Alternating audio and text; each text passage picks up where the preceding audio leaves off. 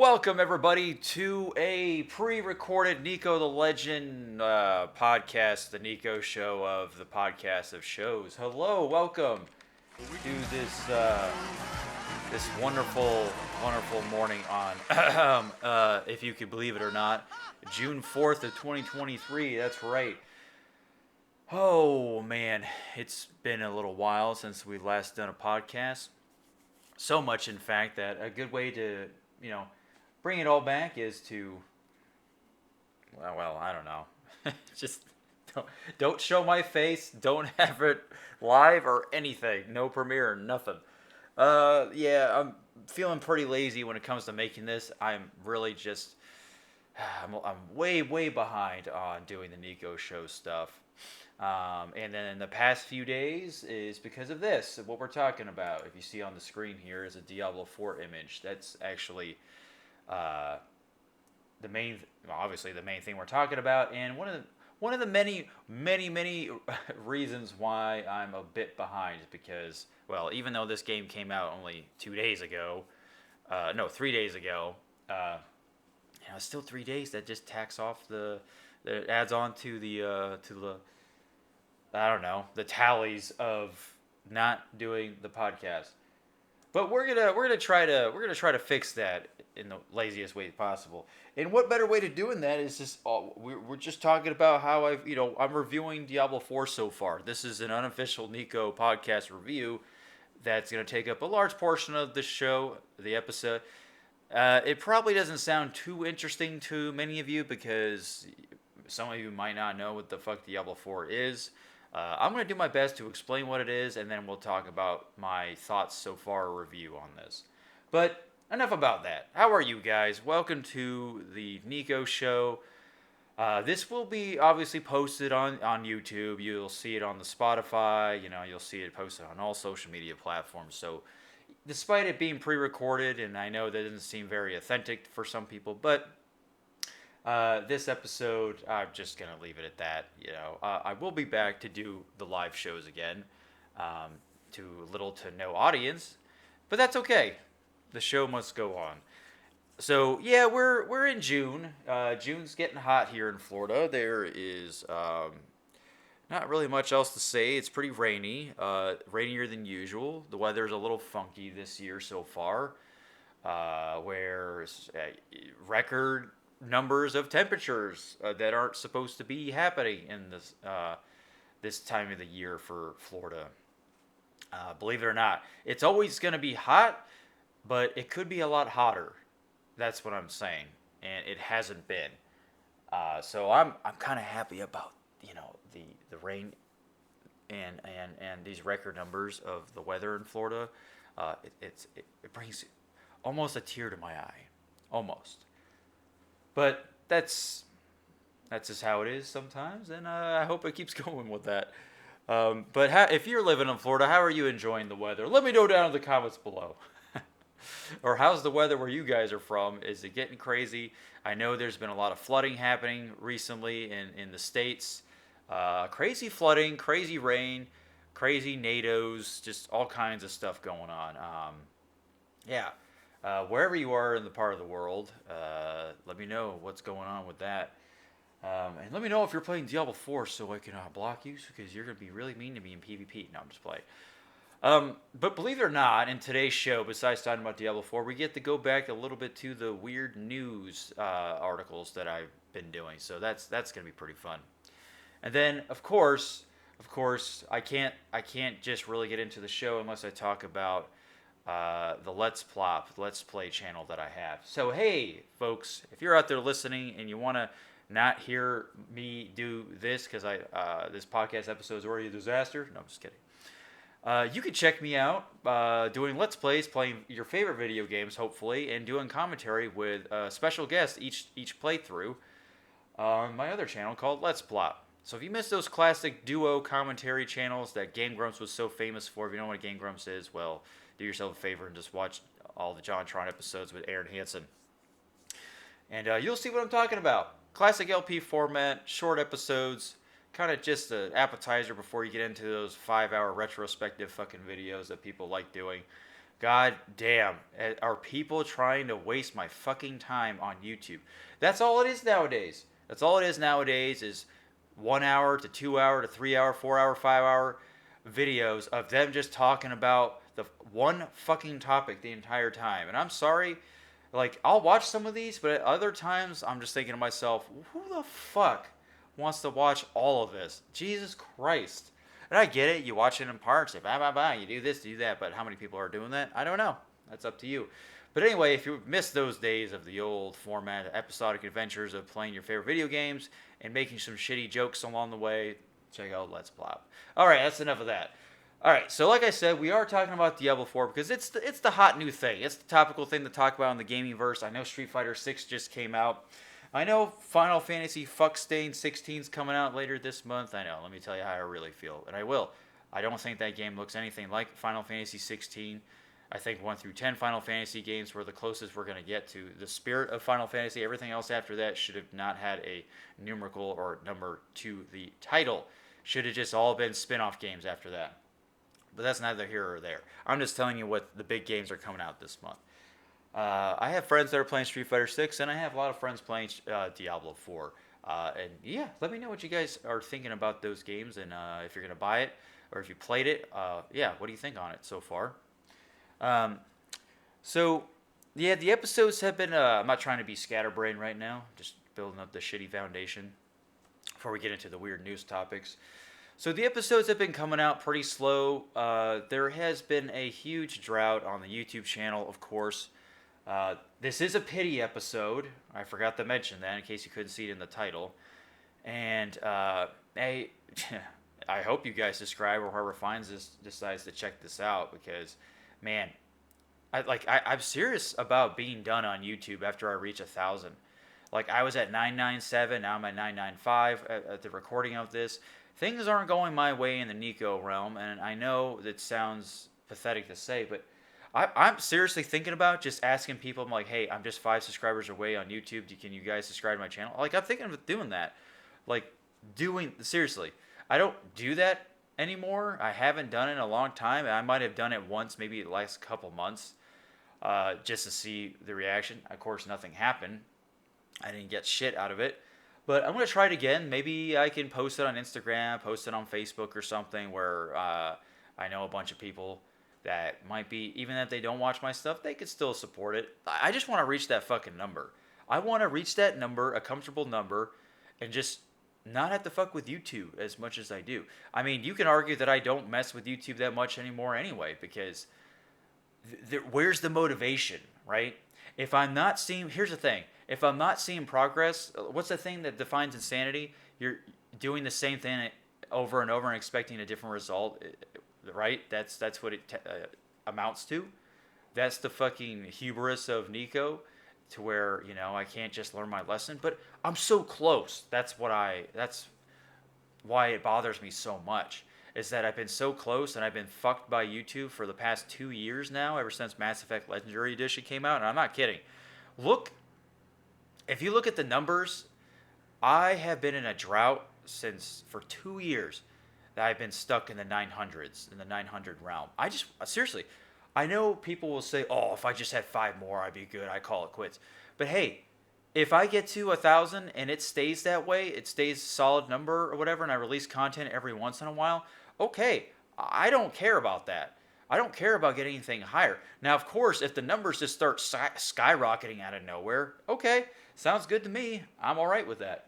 Because all this channel is now is just podcasts and gaming informative stuff. That's it. That's all it is now. But apparently that isn't working in my fucking neck of the woods, the YouTube woods. But I can't help it, folks. I've been doing this, posting videos since 2016. And I'm not trying to sound like I'm pissing and moaning. I'm trying to come up with solutions that I've tried. I'm just fresh out at this point. But when I see somebody who was pretty much doing what I've been doing, but in the less amount of time, maybe let's just say 2 years time, maybe 3.5 years, who knows, and has surpassed me tenfold. And I've been putting a lot of heart and soul into my channel. I've been trying to talk to you guys on a personal level. I've been trying to make things interesting on a personal level, whatever. Like, I've done it on my channel before, I've been experimenting. Nothing has been working. Almost to the point where I just want to start brand new channels and start fresh and see what happens. I don't know. There's always on my mind, the back of my mind, where I just want to just do a podcast channel and see what happens with that. But I doubt it's gonna get anywhere, because it's, even if my friends get do better than me on YouTube in some weird fashion, in some miraculous way, I'm not gonna hate them or anything, because you know what they say: comparison is the thief of joy. It just punches me in the dick though when indirectly, which is, how do you do that? I don't know. You have to ask my magic magician lawyer. I don't fucking know. Who the fuck are you? So it kind of just pains me to see that, because, hey, I know there are people out there that are trying to get to where I'm at on YouTube, and it may not seem big in the grand scheme of things in the YouTube universe, but hey, maybe you are stuck in you haven't made it to 100 yet. I've been there. I understand that. It took me 2016 to 2023 to get to 995. I've been the unlucky one, okay? I'm sure you'll get the lucky break that I've never gotten on YouTube. And of course, anybody who's listening to this, who has been following the channel, been watching the videos, if you're the dedicated Niko fans, I appreciate it, like, a lot. But I don't see many of you guys who have subscribed to my channel. I don't see you guys anymore. In fact, I don't think you guys really exist in my channel anymore. I think I have the worst amount of dead subscribers of all time.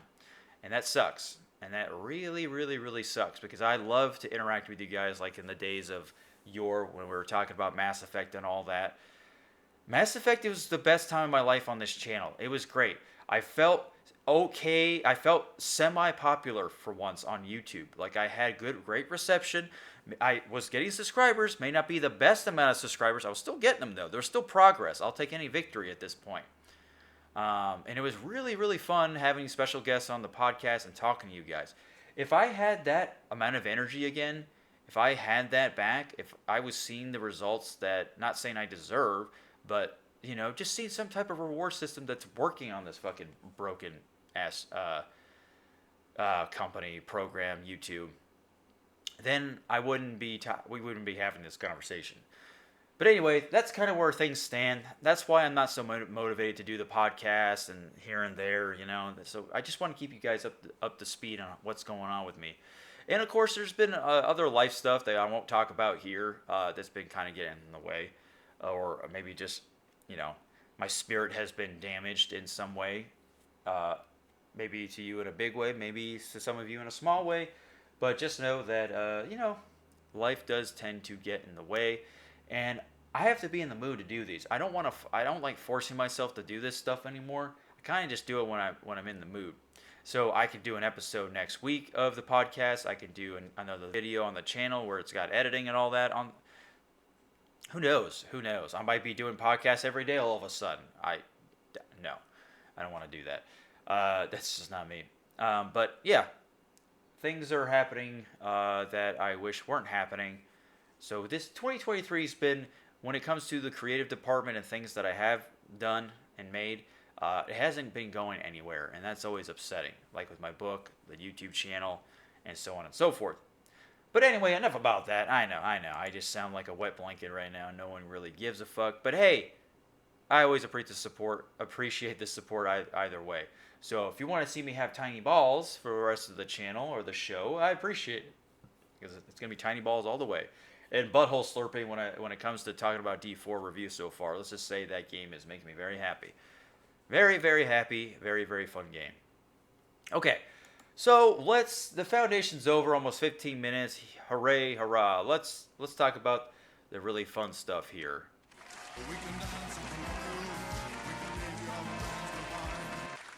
Okay, so I'm going to be doing a couple articles that talk about some weird stuff, funny stuff going around the world.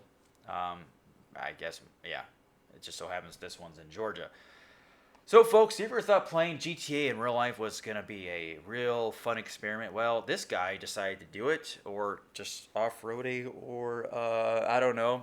If you ever just get the itch to Fast and Furious the fuck out of your life, this is the best way possible. Okay, so a driver's car soared 120 feet after vaulting off a tow truck's ramp in Georgia. How is that not a video game fucking moment? I swear to God, you're just eating yourself off the thing. So, the wild scene was straight out of an action movie, but was recorded by a police camera. Oh, that's hilarious. A tow truck had lowered its ramp to clear a car crash on a Georgia highway. God, what the fuck am I from now? But then a motorist came from behind and drove onto the ramp at speed. At speed? I think this guy was taking speed. What? Onto the ramp at speed. At high speed? Do these people not proofread? Who the fuck? Where's the fucking editor in this shit? Her sedan launched high into the air, soaring some 120 feet before crashing back onto the roadway. Oh my god. This is like Burnout Paradise. Did a point system all of a sudden appear in RL where you just see just like stylish points? Oh wow, you completed your combo. Wow. Now I need you to reverse off the ramp and do a 360 tailspin. Wow, cool. The scary spectacle was captured on video by the body camera of a county sheriff's deputy who was assisting with the initial crash on the westbound side of Georgia Highway 38 near Valdosta. Valdosta? Wow, that's fucking sounds epic name there. A 21-year-old woman from Tallahassee, well, she probably felt like, she was a kid again driving a Tonka truck, was driving the sedan, according to police. She was taken to South Georgia Medical Center with what the incident report describes as suspected serious injuries. The crash took place on May 24th, but it attracted new attention after the police video was released. Yeah. I wish I could watch this video, but I don't want this to get demonetized or whatever, copyright or something like that. You'll just have to check it out just yourself. It's got a YouTube video on it. The footage shows a wrecker sitting in the eastbound left lane of the divided 4-lane highway across from where, wow, we get a fucking a picture from where the deputy and others were working at a crash scene. A Nissan Altima is then seen from behind the wrecker on the road where the posted speed limit is 65. The car then drives onto the wrecker's ramp and falls over the wrecker's cab. Okay, yeah, this picture doesn't really help too much. So nobody tried to visualize this at all. I mean, visualize it. You should visualize it, but this fucking image is terrible. The sedan twists in the air, landing on its side and roof and rolling after glancing off a car that was traveling in the right lane. Oh my god. Can you imagine just fucking seeing that? And you're the car that gets hit by the flying fucking twisted metal vehicle? Holy shit. That's fucking terrifying, dude. The deputy shouts in surprise and quickly reports the new emergency on his radio as he sprints toward the crash site. The Ultima comes to rest right side up and front facing back up the road toward the truck. The tow truck had its emergency lights on as it sat in the left lane, according to the incident report. That detail is not obvious from the video as the vehicle doesn't have warning lights on its roof. Sounds a bit sus. An emergency worker who had been walking in front of the tow truck in the grassy median narrowly escaped what could have been a serious injury. I think he could have been fucking dead, as the initial collision sent a massive hunk of debris flying past him. A sheriff's deputy who was on the foot at the scene was hit by airborne debris and was taken to the hospital as a precaution, according to the report. Oh my god. Dude, what the fuck? That's crazy. Whoa, wait. Okay, so why did this person do this? Were they not? I bet you anything they're on a fucking cell phone or something. What the fuck? There's nothing that talks about why this happened? Is this person even alive? Oh my god, dude. You just see her just alt F4 and she leaves the scene. She just runs away and she says, "I quit. Fuck it. I'm out, bitch. That's all I wanted to do." Dude, that's fucking crazy. There's nothing about what happened to the driver. That's the juiciest part, to be honest, that they're leaving out. But anyway, folks, pay attention being on the road, I guess. And, don't try to get any Grand Theft Auto ideas or whatever racing car game you're playing. If you're trying to play Burnout and getting those stylish points up on just damaging your car in some way, I don't recommend the RL version, okay? All right, capiche? All right, that was fun. I like that one. But it gets even better, folks. It gets even better. Now we're sticking to a bit more sci-fi here, a bit more toyish.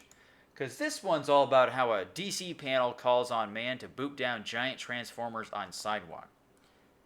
So these guys, it's never more than meets the eye. Ha ha ha ha ha ha.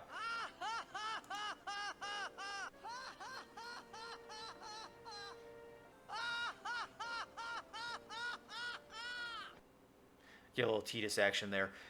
So, Peter Cullen and Dan Gelvazon, voice actors of Optimus Prime and Bumblebee, backed the owner's pleas to let the Transformers stay on the sidewalk. What are they, just fucking marching in front? This is our Transformer Autobot rollout sidewalk. It's always funny when these guys fight for this type of shit. You know, they never actually get personally involved because, you know, their careers are at stake. I like steak.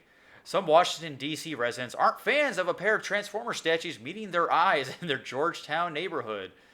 I mean, it is fucking kind of strange to have giant robots just... I mean, these fuckers probably don't even know what a Transformer is, to be honest. They're like, oh my god, China! Oh, what's going on, Japan? DEFCON 4! Oh no! And they may get their wish after a D.C. panel called on the owner Thursday to remove the robots from the sidewalk. Dr. Newton Howard, a billionaire neuroscientist at Georgetown University, owns the sculptures and placed them outside his home over 2 years ago. Oh, they're fucking sculptures. That's pretty cool. A statue of Optimus Prime overlooks the street below while Bumblebee and other Transformers greet visitors on the ground. Oh, come on. It's like, okay, the statues have reportedly brought tourists, children, and fans of the iconic franchise to the street. And several visitors who spoke to Washington News 4 appeared to delight in the presence. Okay, so it's just a bunch of old folks in the fucking this Washington, D.C. I don't like who complains about this? I don't like those big robots on my side of the road there. They're bothering, they're bringing in the bird population. They're shitting everywhere, including my fucking dog's head. Oh my god, there's always the grumpy old people or whoever that could bitches about stupid shit. The DC panel should be like, you know what, they're bringing in some tourists, they're bringing in some commerce, people are coming to town just to see this. It's make it a fucking monument, right? No, I can't think outside the fucking box on this one. Okay? But complaints of several area groups show neighbors haven't all enjoyed seeing the Transformers roll out onto their block. Ha ha ha. It's like I wrote this. It is clear that Transformer robot sculptures sitting on planters are clearly inconsistent with the goal to preserve the historic nature of Georgetown. Oh no, not the historic nature of Georgetown. Not two statues taking up, I don't know, a 5x5 diameter and fucking width, height, and all that. Like, who fucking cares? This tiny segment of Georgetown. Oh my god, the sanctity of our town. They put the statues on top of my old Civil War relative. Oh, he was buried underneath this sidewalk for some reason. I don't fucking know why. Oh, God. Read a 2021 letter from 6 of Howard's neighbors, according to... Okay, who cares? We are not naive and understand why people stop and look at the Transformers. All right, stop right there. Yes, you are. If you did understand, then you would fucking shut up. They need to be, however, in a location suitable to safe vehicular and pedestrian traffic. What vehicles are... Do you see this picture? It's in front of a fucking building, like two centimeters away. What is the problem here? Strangers can't walk around a statue that's as thick as my... I don't even know, as my bookshelf? Like, what? Why do these people make such a big deal out of things that aren't doing anything? Oh my god, the hubris here. Oh god. Okay. Where residents will not share an unnecessary burden by their presence, wrote Catherine. Your name's fucking Catherine Emerson. Yeah, you're a fucking... Just call yourself Karen. On behalf of citizens group of the Georgetown Street in March of this year. It's been out here for 2 fucking years. 2 years. Has anybody died from this? Has anybody died from this? No. Has crime gone up? No. It's brought people to check it out. That's not destroying pedestrians. That's distracting them from the shitty world. Ah, jeez. Okay, these complaints were enough to spark DC's Public Space Committee. That's a fucking thing. A government body that decides the use of public... Yeah, okay, I get it. Like sidewalk cafes to decide Thursday that the bots should be removed from the sidewalk. I bet you anything these fuckers didn't even go out and see this for themselves. A separate three-person federal board, which reportedly approved the statue's 6-month installment back in 2021, called last month for Howard to remove the bots. Wow, what a change of fucking Autobot heart. DC Shadow Senator? I don't know what the fuck that is. Paul Strauss, an attorney. What? Shadow Senator? I've never heard of a shadow senator in my entire life of living, and I've been trying to keep up with politics. It shows how much I fucking know. An attorney representing Howard argued that the Thursday meeting that the bots don't endanger the public. Yeah, because they don't. The allegations that they are contributing to a traffic or dangerous activity is just laughable. Okay, I like this shadow senator. This guy, I'm fucking hiring this guy. Peter Cullen and Dan Galavazan, voice actors of the two guys, respectively, in the original Transformers series, also joined the meeting to back Howard's plea to keep the statues put. Now I understand some people think that these statues don't fit the character of the neighborhood, that they stand out like a sore thumb. Well, first, I resent being compared to a sore thumb. A healthy, well-functioning thumb, maybe, but a sore thumb? The Mandalorian star Emily Swallow, who was born in DC and plays the Armorer in the Star Wars series, also testified in support. Oh, this chick's hot, too. That's important. Strauss, in an interview with blah blah blah, responded to the committee's decision and assured that the fight for the Autobots is not over yet. Oh my god, that's so fucking first world problems, fighting over public space. Like it's not even, it doesn't even take up that much space. I would just keep fighting just to annoy the fuck out of this committee though, because these people are fucking obnoxious already. Obviously, there's a variety of legal options, but we want to get a better sense of whether reapplying with certain modifications makes some sense. He said, at the end of the day, this should be a decision made by DC residents, not federal appointees, Strauss added. Dr. Howard's front porch does not involve a federal interest. Yeah, because I'm sure some fucking knucklehead people are probably thinking this is like a terrorist or a terrorist cell being just low-key put in front of their fucking property or somewhere. Oh, God. Like,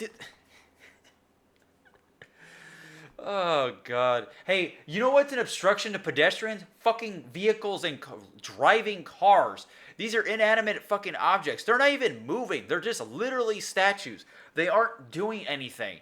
Literally, absolutely nothing. And these fucking Georgetown residents can't come up with anything else better this is just how nothing is going on in this town. This is literally nothing. They finally got bored of watching paint dry in a wall. They're like, hey, what's this new fucking color happening on this paint, this drywall? Let's watch this. Oh, I don't like this Bumblebee art. I don't like this Optimus Prime paint on the wall drying. Let's get the fuck out of here. Like, what the heck, dude? What the absolute shit? Okay, anyway, so that was that, folks. That was that. Okay. So enough about that. Let's get rid of that. That's just something to kind of lighten your mood on how fucking stupid people are. How they have nothing else better to talk about. Absolutely nothing. What does that all mean? Absolutely nothing. Okay, folks, are you ready to get into the main meat of the segment? Of course you are. Of course you are. I appreciate it big time. Okay, now where? Oh, wait, hold on. Nope, that's not it. Wait a minute, didn't I just... Oh, I was right on it. Duh. Okay, so now I have the image of Diablo 4. Now, as I mentioned before, hey, if you like what you see, feel free to subscribe to the channel. Okay, I didn't even say that properly.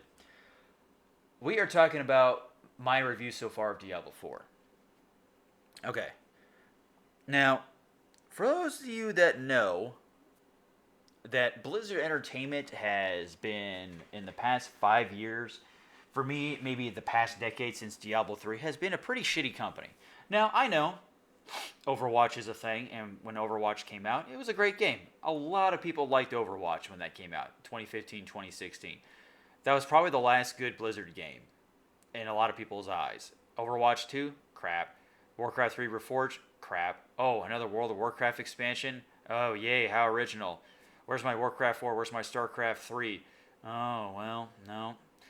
Where's the next Diablo? So there hasn't been really anything too interesting, and then there's been a lot of controversial, like strikes, boycotts, the whole Blitzchung thing, and the whole Microsoft Activision fucking merging. You know, there's just a list. And then Diablo Immortal, do you guys not have cell phones? Like, they were really, really fucking hurting their image. And then also NetEase is suing Blizzard. The guys who they were partnered with have been suing them. Everyone's just so happy these days. So there has been so many fucking just legal things, illegal shit, whatever you want to call it, some law things going on in Blizzard as their for the company as a whole. A lot of suits being thrown around, and it hasn't been helping them, of course. So, and especially consumers and people like me who have been disappointed with Blizzard for a very long time. Listen, I liked Overwatch for a time, and then I got bored of it, and I was ready for, I don't know, something that wasn't World of Warcraft, something that wasn't fucking Overwatch. Maybe I wanted to play the next Diablo game, and here we are, Diablo 4, we're talking about it. And with this game that has come out, there is some hope for this. There is a speck of hope for this company. They somehow, to me personally, this is all personal stupid opinion from Niko, somehow they pulled a magical fucking rabbit out of their ass and managed so far create something great. There is fucking awesome potential. There's awesome things to be experienced with Diablo 4, and I think they fucking nailed it. Now, that's not saying it's not all just cookie cutter, just happy sunshine and rainbows. There are a couple of things that I hope they adjust further on, but it's nothing game breaking for me. I'm still having a great time. That's all that matters. So here we are, folks. We're going to talk about the Diablo 4 review so far. Now, I am a huge proponent or person, a veteran of Diablo since I was a kid. I've been playing it. I guess we're not done with the foundation building. I lied to you. Ha ha ha. I've been playing the Diablo game since it came out, 96, 97, when I was about 7 years old, pretty much. 7, 8, doesn't matter. I was really young when the first one came out. I have two older brothers who got me into it, and we were all three playing it. I was trying to play it, but that game was just too scary. Eventually, I had to conquer my fear. Of course, the scariest part was always the butcher, but it was a scary fucking game. Nobody knew what the hell Diablo was. So pretty much we played all through that game. Then Diablo 2 came out, and that took many lives of individuals who got their hands on Diablo 2, because that game was amazing. Still amazing to this day. I recommend if you don't like Diablo 4, just play Diablo 2 Resurrected. It's fantastic. We were hooked on the Diablo 2 for so many years. I'm really trying to summarize this. And then we get to Diablo 3, and Diablo 3 is definitely the black sheep of the Diablo family. It is definitely my least favorite. I think if you compare it to how Diablo 1, 2, and 4 look, and you look at Diablo 3, you're like, what the fuck happened? Like, you'll know exactly what I'm talking about when you look at images of this game. Well, what happened is that they had a guy named Jay Wilson who worked on the game, who comes strictly from World of Warcraft.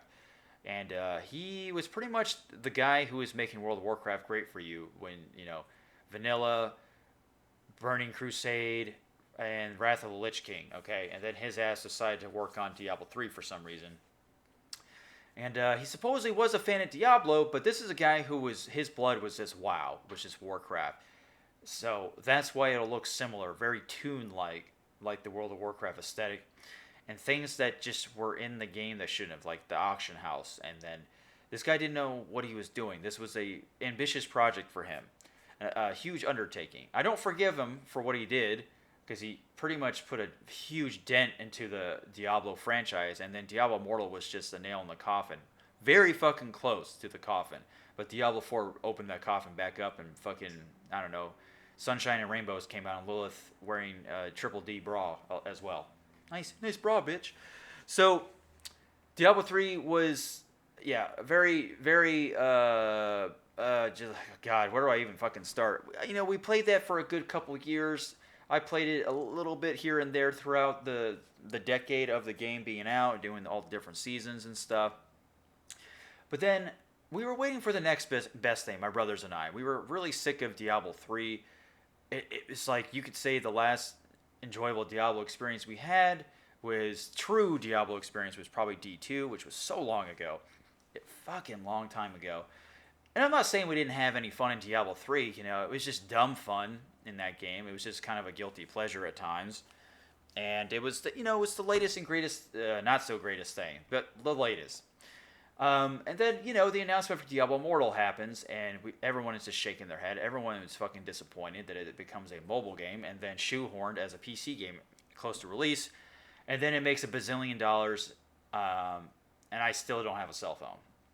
So, you can see where we're coming from. If you know exactly what I'm talking about, the whole Diablo Immortal thing was just, oh my god, it was the cherry on top on just destroying a fucking franchise, just making poor corporate business decisions because Activision really likes to make a quick buck. And what easier way to do that is making it a mobile / PC game. Oh my god, dude, the videos and trolling on the Diablo Immortal game. Which is unfortunate because, hey, if it was strictly a mobile game, maybe I'd be more forgiving.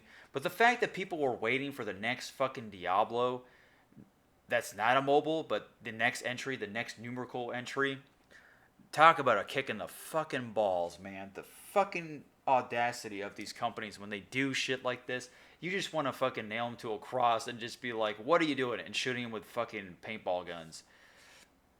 Like, what the fuck, dude? Anyway, you can do a whole fucking... I could do a whole episode on the audacity of Diablo Immortal, but we're not going to do that. But eventually there was light. We got the Diablo 4 announcement, and at that point, 4 years in the making from, 4 years from that teaser trailer, we were waiting. My brothers and I were fucking waiting. We were watching everything come to life. We were praying to the gods after all the veteran developers leaving, coming and going because of the sexual allegations or the bro allegations. Directors leaving and new ones coming in. Oh man, it could have been a fucking nightmare. But hey, guess what? It's not a nightmare.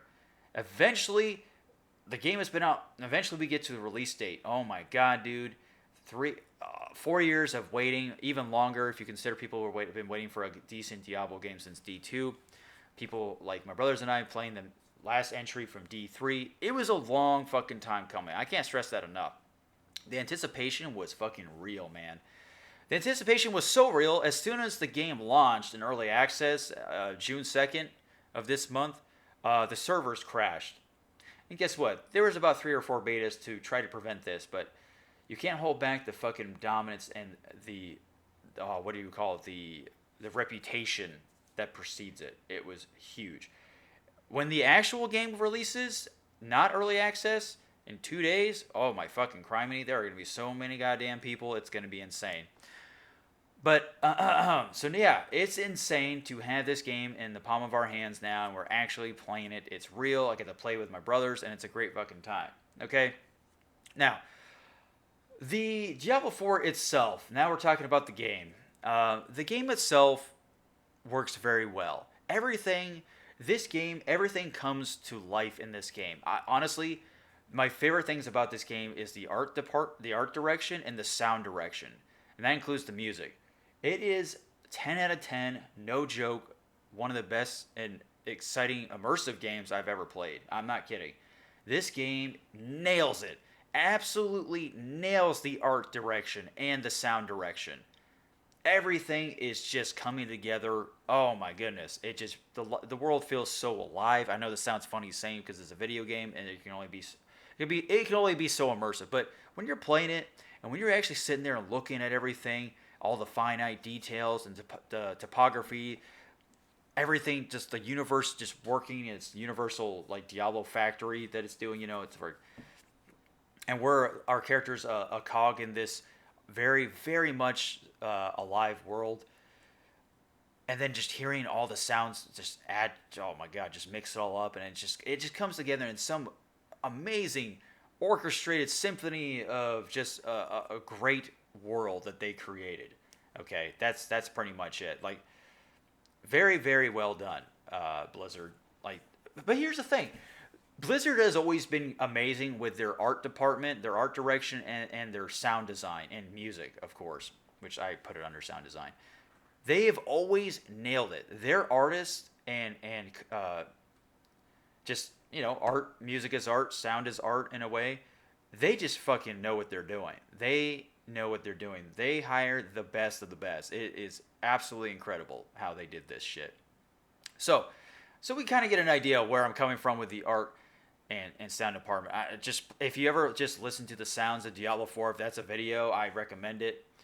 Or just when you're playing the game, you know exactly what I'm talking about. It's pretty damn incredible. I could fangirl all day about this. And I'm not just trying to just give only the good stuff here. Like, I can't find a bad thing with the sound. Like, sound or art direction. There's nothing wrong with it. It's perfect. It's absolutely perfect. Now, the gameplay loop, that's pretty much the main tussy here. I can't go too much. We can get to that last gameplay. The story so far has been pretty interesting. I'm not going to spoil it or anything, but I mean, the mother of Sanctuary is back. You don't know why she came back or what her goal is, and I like that. You're trying to figure out. It's a little bit of a mystery. That's all I'll say because I'm not too far into the story to be honest. Because there's so many things in the world that distract you in the game. All the dungeons, all the monsters you want to kill, the events, the side quests, so on and so forth. There's a lot. There is a lot of freedom in this game, and it's amazing. I don't hate it one bit. But for those of you who have played the story, if you can make it spoiler free, let us know how you liked it, and if you're gonna play it again. If it's a good enough story. I always appreciate the stories of Diablo. I love the universe of Diablo. It's pretty fucking grim and dark. It's great. I love dark fantasy games every single time. There's always suffering involved, and that's great. It's always great to have suffering. But yeah, for what I played, it's been great. The level designs for the story have been great. It really takes you to a different world, different place. And yeah, I can't wait to see what else it has to offer. So that's pretty much all I could say so far. Now, of course, it could really just fall flat on its face and not deliver in the end. But I'm hoping that that does not happen. I'm hoping it's a pretty epic time. And I'm sure it will. And, it's not very hard to surpass Diablo 3's story. That story was pretty mediocre. The only good story I liked was Reaper's Souls with Malithil. Death comes to all. It's pretty sweet. Now, the character development, the customization. Holy shit, this game, Diablo, nails it. 10 out of 10. You get to create, you pick classes, you create your character, you name it. But this is the first game where you actually customize your character, okay? And what do I mean by that? I wouldn't say it's the character creator. There's a character creator in this game, okay? You pick your class, male or female, and then you decide how you want to make them look, hair color, skin color, eye color, some jewelry, some makeup options. You kind of get where I'm coming from. Now, it's not the most in-depth character creator, and it doesn't need to be. I don't fucking have to have 50 sliders to make people in this game. Diablo doesn't need that. And the game, which I'm getting to in a second, does an amazing job at making sure nobody looks the same. And it's pretty difficult to look the same in the game. So it does enough. It gives you enough of creator freedom to do what you want with your character, okay? It's not anywhere as in-depth where you spend 5 hours making a lifelike character in Black Desert Online or sliders in Skyrim or any, BioWare game. But it does the job well. If you played Star Wars: The Old Republic, it's kind of like that. The character creator in that I like that a lot too. It's good. It's good. Now, how you are not able to look like each other even more is the oh my god, the transmog. Okay, which transmogrification is pretty much where you can make yourself wear whatever you want, right? If you have a default look for your character, right? And you have all these different armor pieces, but it has the good stats, and it's giving your character the boost of power you need. But you look like a fucking shitty Picasso painting. Not saying Picasso is shitty, but just think of a shitty Picasso painting. You're just mixed match. You look like a fucking barf bag of Cheerios or Fruit Loops or something. And you're like, I want to match. I want to make the colors match.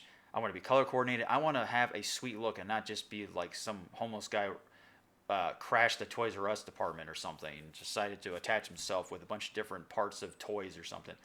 That doesn't make any sense. Who cares? But you get what I'm trying to say. You just look like an ugly mess. So what do? They add transmogging for free. You go to your wardrobe in the town, of course, at any time you want, which is great. Once you get past the prologue, of course. And then if you have a look that's been unlocked, which the only way to unlock looks is if it has a salvage icon on the item, you go to the blacksmith, you salvage it, boom. Now you have that transmog look forever. It could be for your helmet, legs, chest, it doesn't matter. And you go to the wardrobe, and then whatever unlocked look you have, you can set that for yourself. Boom. You can always be wearing that outfit. If it matches, it matches. You can mix and match to make it look like it does be a cool ensemble. Some good fashion Souls players out there will like this a lot. And you can choose the color of it. That's all unlocked once you salvage it. Or you can just go with the default look, or you can hide whatever pieces you want to really, really make yourself stand out.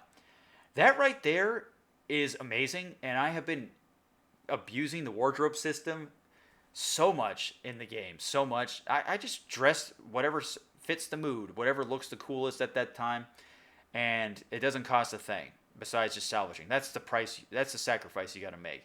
So if it's a legendary, which is the highest quality item, or besides uniques, and you want to get that look, you might have to sacrifice it for those sweet cosmetics, or you could just be wearing it and pray to the gods nothing replaces it anytime soon. But hey, there is a balancing act to it, which I appreciate.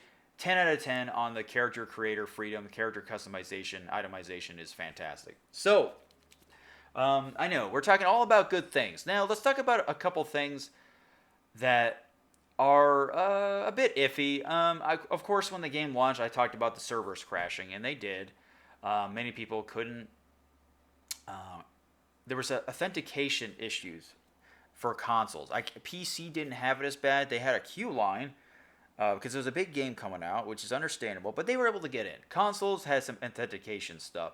And I think it was a Sony issue, Sony, Blizzard, I don't know, thing not working, or Microsoft Sony, Blizzard thing, where they weren't shaking hands digitally for some reason. It was just something with that type of server that was going on that wasn't working. But they eventually got it to work. But you know what's bullshit is that I remember looking on Twitter and people were saying, hey, if you spend $2 in their stupid currency store, there's no login issues. Somehow it authenticates it. And I did that. I spent $2 just to see if it actually worked, and it fucking worked. Now, I'm not dumb and spent the $7 or the high expensive amount. I just spent the lowest, cheapest just to see if it actually was a bullshit thing for them to get money out of me, which they did. I was an idiot on that front. But it actually logged me in instantly, and I couldn't fucking believe my eyes. I was sitting there an hour and a half later in the queues that weren't working. Fucking Blizzard. So that was really annoying. I shouldn't have to spend any more money because I already spent $100 on this. Now I spent $102. How fucking dare you, Blizzard? They pretty much owed us money on that. People were pissed about. They want to play the fucking game, and I don't blame them. Give us what we paid for: $100, $90, maybe even more than that. Who fucking knows how much money these fucking nerds spent? You know what I'm saying? You know what I'm saying, Biggie? So that was a really annoying thing. I think hackers actually got into their systems too sometime, like yesterday or something of the recording of this. So that'd be June 3rd, where people couldn't log in. They're still having login issues. It's not as horrendous as Diablo 3's Air 37, most infamous bullshit,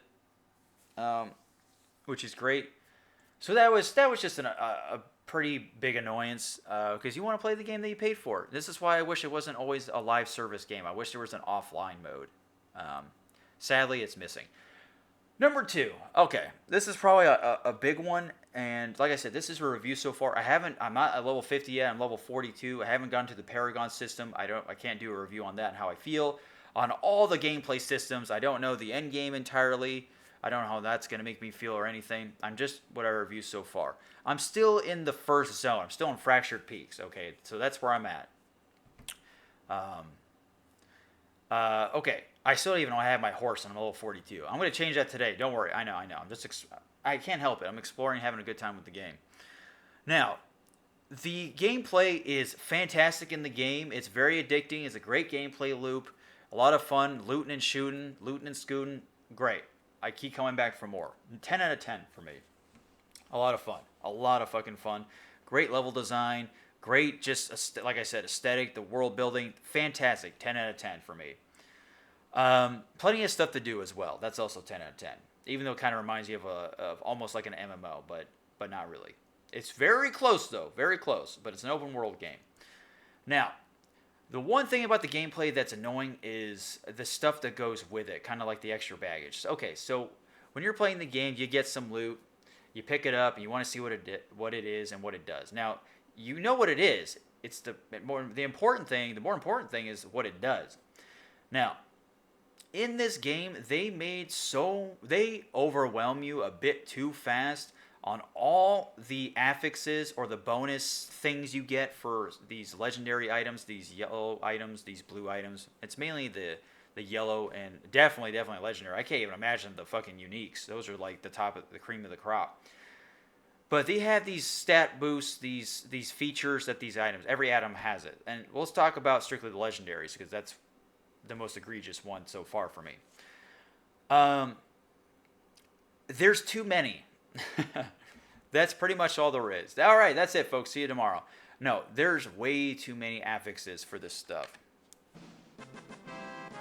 Let's do a victory fanfare for affixes. Okay. When you compare it to, like, I'm trying to explain this as I would to a child, there's just too many options. And you know what they say, when there's too many things to worry about on something, you can't find a thing to focus on. Like, for example, when you're going on Netflix, there are way too many options. You get overwhelmed. What is it? If you have more than 5 or 10 options, you can't make a decision. It's just sensory overload. That's what it is.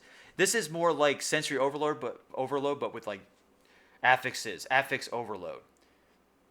They stuff way too much into a package to where you can see it just leaking out, and it's not a very pretty picture.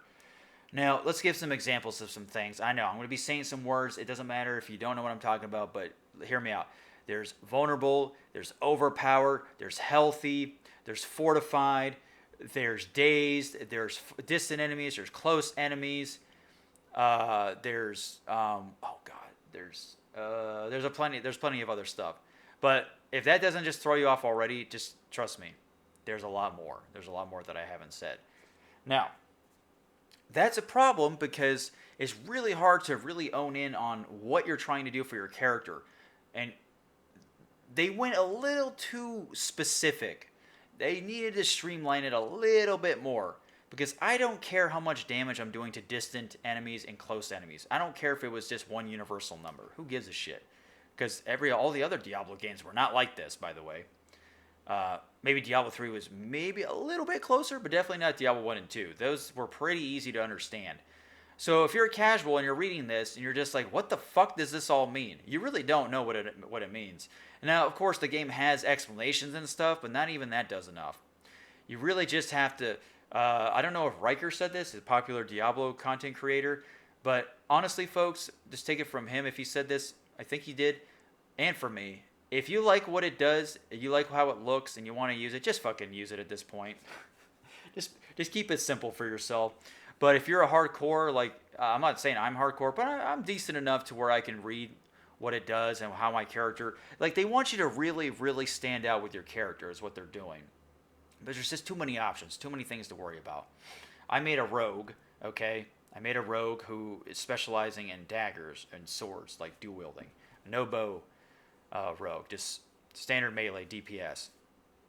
So, but I do have skills that have distance. So I'm close and distant, so I'm going to be wanting to do that. I have skills that give me overpower and vulnerability. Don't worry about explaining it, just bear with me here. And it works with my build. I'm like, okay, those are like the main things I look for. Everything else is it's things that have been in Diablo. But the new stuff, the new affixes, and the new stuff attached to the items are the things that get people really confused. I swear, you can look up a fucking list of all the affixes that have been added, and you will fucking blow your brains out. So that's one of the things I don't like about it. I'm not saying it's a huge damper on the game itself, because the game is a ton of fucking fun. The world itself is great. Everything else is 10 out of 10 so far for me in the game. Okay, and all these affixes and overwhelming things you got to worry about, these minute details, that doesn't ruin my experience. It may cause me to stop and think a little bit longer, and I get it. You want to just keep going and going and going, but I'm a patient man. I don't mind this. I'm pretty forgiving when it comes to this stuff. So I'm not going to ask for a $100 refund. Actually, $102 refund. Okay, just a $2 refund so far. But yeah. That's the two things: the login issues, the server issues, and then the overwhelming itemization. Like, yeah, too many features, too many options for the person to worry about, for the casual or even hardcore player. And that's pretty much it. That is a quick review, of how things are going so far with me. I mean, I could sit here all day and really talk about the really minute details of everything. Just know that they fucking nailed it. I will say it again. Art direction, 10 out of 10. Sound direction, 10 out of 10. Gameplay, 10 out of 10, besides the affix stuff. Optimization, I forgot to mention that. 10 out of 10. On the PlayStation 5, I run at 4K 60 FPS. No hiccups, nothing. No graphical glitches, nothing. Of course, there are some quest glitches I ran into, but it's very, very, very seldom. Very seldom, easy to fix. Didn't crash my game or anything. No crashes or nothing. Both my brothers are playing this on their PCs. They have no crashes, no graphical issues, and they're not even using top of the line computers. Okay, they're in the 20 series. Okay, 20 series department. No issues at all. They're getting easily above 60 frames per second, and that is a huge thing. It's when you see all these other AAA fucking games out the door. They are piles of fucking dog shit that should just swallow and eat up because they're fucking assholes and they release these games that aren't optimized. They're a fucking broken mess at launch. Fuck those games. It's nice to see Diablo 4 being a AAA game that actually does not break tank GPUs like it did in the beta, break my console or anything in some way. That's amazing. That's always great. Those betas did do something when it came to that. So that's a 10 out of 10. Like I said, music 10 out of 10. Story so far has been pretty good. I like the mystery behind it. Don't know how it's going to end up. Maybe we'll talk about it in another episode. Who knows?